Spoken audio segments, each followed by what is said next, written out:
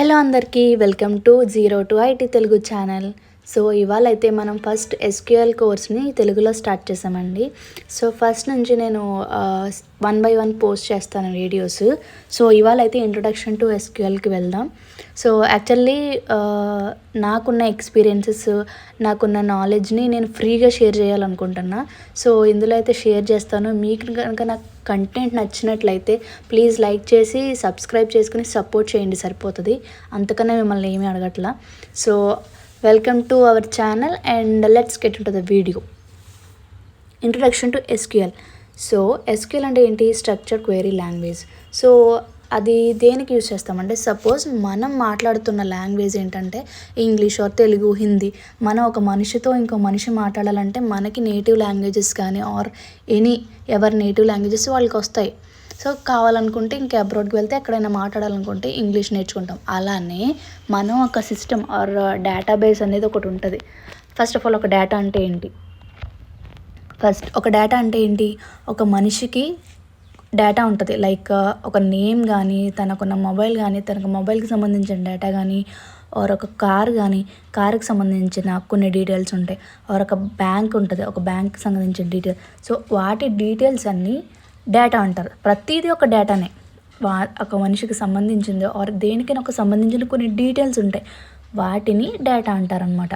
So ఆ data అనేది మామూలుగా స్ప్రెడ్షీట్స్లో కానీ, టెక్స్ట్ ఫార్మేట్లో ఎందులో అయినా అడ్జస్ట్ అంటే మనం నోట్ చేసుకుంటే ఈజీగా సెట్ అయిపోద్ది. ఎందుకంటే ఓన్లీ లిమిటెడ్ ఉంటాయి, కొంచెం డేటా కాబట్టి అందులో సరిపోతాయి. అలానే కంపెనీ ఉంటాయి. కొన్ని కంపెనీస్కి, ఐటీ కంపెనీస్ కానీ ఏమైనా కంపెనీస్కి డేటా ఉంటుంది. ఆ డేటాను అంతా ఎక్కడ స్టోర్ చేసుకుంటాం? ఒక డేటాబేస్ అనేది ఉంటుంది అనమాట. ఆ డేటాబేస్లో company datas, customer datas, products datas, sales data, ఆ డేటా అంతా ఒక డేటాబేస్లో స్టోర్ చేసుకుంటాం. సో ఆ డేటాబేస్తో మాట్లాడడానికి యూజ్ అయ్యే లాంగ్వేజ్ని స్ట్రక్చర్డ్ క్వెరీ లాంగ్వేజ్ అంటారనమాట. సో మనం మాట్లాడుకోవడానికి ఎలా లాంగ్వేజ్ ఉంటుంది?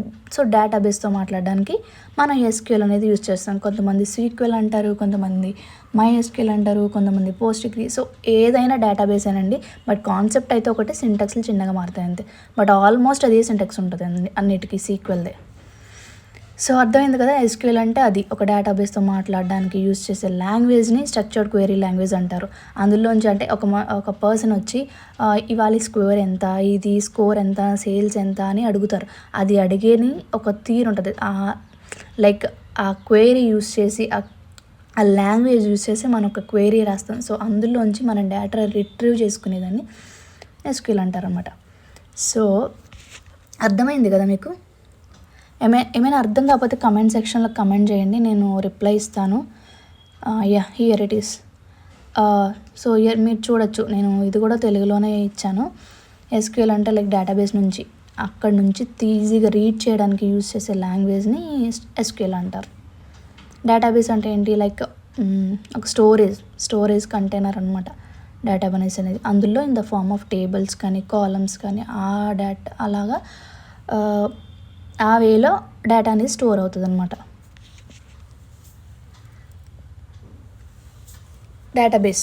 సో డేటాబేస్ నుండి ఎస్క్యూఎల్కి ఎలా కనెక్ట్ ఉంటుందో చెప్తాను ఇక్కడ. హియర్ ఒక కొంతమంది మనుషులున్నా ఆర్ ఒక యాప్ ఉన్నా ఆర్ ఒక పవర్ బిఐ ఉన్నా, లైక్ పవర్ బిఐ అంటే అదొక ఒక టూల్ అనమాట. మనం యాప్స్ ఉన్నా ఏమున్నా వాటి నుండి ఎస్క్యూఎల్ క్వెరీస్ పంపుతాయి. సో అవి డేటాబేస్ మేనేజ్మెంట్ సిస్టంలో స్టోర్ అవుతాయి అన్నమాట. అక్కడ నుంచి డేటాబేస్కి అనేది వెళ్తుంది ఎస్క్యూఎల్ క్వెరీస్ ద్వారా. సో అది ఇది 24/7 జరుగుతుంది. సో దాన్ని రన్ చేయడానికి ఒక సర్వర్ అనేది ఉంటుంది. ఎందుకంటే ఒక క్లౌడ్ సర్వర్ అనేది ఉంటుంది. ఆ క్లౌడ్ సర్వర్ నుంచి ఇది 24/7 రన్ అవుతూనే ఉంటుంది అనమాట. సో దాని నుంచి అటు సైడ్ బోత్ సైడ్ డైరెక్షన్స్లో వర్క్ జరుగుతూనే ఉంటుంది. మీరు ఏమైనా డేటా కావాలనుకుంటే, మీరు ఫెచ్ చేయాలనుకుంటే మీరు దాన్ని అడగచ్చు. అది డేటాబేస్ మేనేజ్ సిస్టమ్ మెయింటైన్ చేస్తుంది. అది అక్కడి నుంచి డేటాబేస్ క్వెరీ వెళ్తుంది. అక్కడి నుంచి మళ్ళీ దీనికి రిట్రీవ్ అవుతుంది డేటా. సో ఇది ఇంటర్నల్ ప్రాసెస్ జరిగేది. Types of databases. డేటాబేసెస్ అనేవి చాలా ఉంటాయి. లైక్ రిలేషనల్ డేటాబేసెస్ ఉంటాయి, time series database, NoSQL databases. So కొన్ని డేటాబేస్ ఉంటాయి. అవి ఏంటంటే ఓన్గా వాళ్ళ కంపెనీస్ మాత్రమే యూస్ చేసుకుంటారనమాట. లైక్ మోంగోడిబి డాక్యుమెంట్స్, లైక్ ఇలాగా graph and column based key value pair, like మనం డిక్షనరీలో ఏమైనా వెతుకుతాం కదా, సో అలాగా కొన్ని స్టోర్ చేసుకొని కీ వాల్యూ పేరుతో ఉంటాయి. సో కొన్నేమో కాలమ్ బేస్డ్ డేటాబేస్ అనమాట, కొన్ని రిలేషనల్, ఎందుకంటే ఈ టేబుల్లో కొంచెం డేటా ఉంటుంది, ఆ టేబుల్లో కొంచెం డేటా ఉంటుంది. సో రెండింటికి ఒక రిలేషన్ ఉంటుంది. సో దాన్ని రిలేషనల్ డేటాబేస్ అంటారు. సో వాటికి Microsoft sequel server, sequel, post degree, so ఇలా.